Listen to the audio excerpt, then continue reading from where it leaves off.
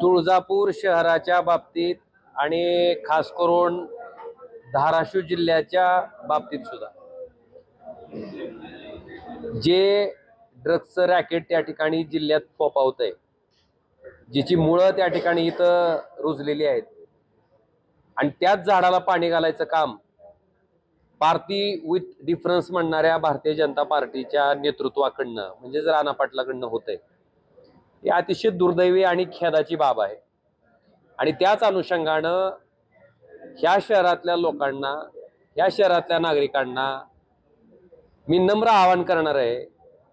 की आम्ही आमच्या पक्षातले दिलेले नगराध्यक्ष पदाचे उमेदवार, मला वाटतं हा चेहराच असा असणार आहे की आमची भूमिका काय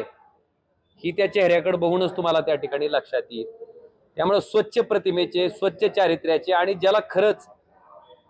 ह्या तुळजापूर मधल्या शहरातल्या नागरिकाची जाण आहे,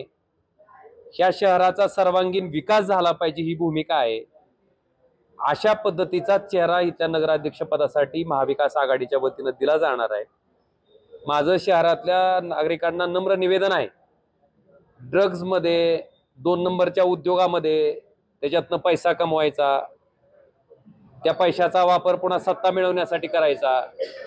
सत्तेसाठी पैसे वापरायचे, त्याच्यातनं सत्ता मिळवायची, पुन्हा सत्ता मिळाली की त्याच्यातनं पैसे कमवायचे, ह्या दुष्टचक्रात आणि आपल्या कित्येक पिढीला बर्बाद करणारं जे दुष्टचक्र आहे, जे ड्रग्ज आहेत, त्याचा व्यापार करणारी म्हणजे आपली पुढची भवितव्य नष्ट करणारी मंडळी या ठिकाणी निवडणुकीत विरोधी पक्षाकडनं उभा राहू पाहत आहेत। त्यांना राजश्रय दिला जातोय, त्यांना बेचिराग करायची जबाबदारी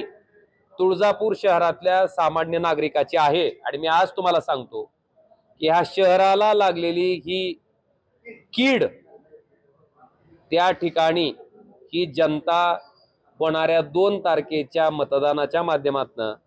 आणि 3 तारखेच्या निकालातनं निश्चितपणे दाखवेल की ह्या पद्धतीचं आचरण, ह्या पद्धतीचं जे ड्रग्समध्ये त्या ठिकाणी लिप्त असणारे आरोपी आहेत त्यांचं समर्थन आम्हाला कुठल्याही परिस्थितीत मान्य नाही। मला आपल्याला उदाहरण देऊन सांगायचंय की माझ्या लोकसभा निवडणुकीमध्ये त्या ठिकाणी अशाच पद्धतीनं हीच मंडळी त्यांचा प्रचार सगळी रसद घेऊन, पूर्ण शक्ती घेऊन, पैसे वाटून करत होती, तरी सुद्धा तुळजापूर शहरातल्या सुजाण नागरिकांना ह्या ओमराजेच्या माग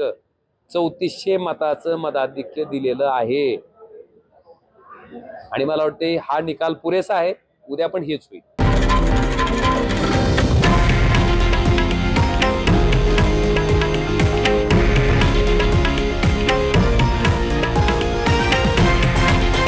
हे आहे देशातील नंबर 1 न्यूज नेटवर्क आणि आपण पाहत आहात TV9 मराठी,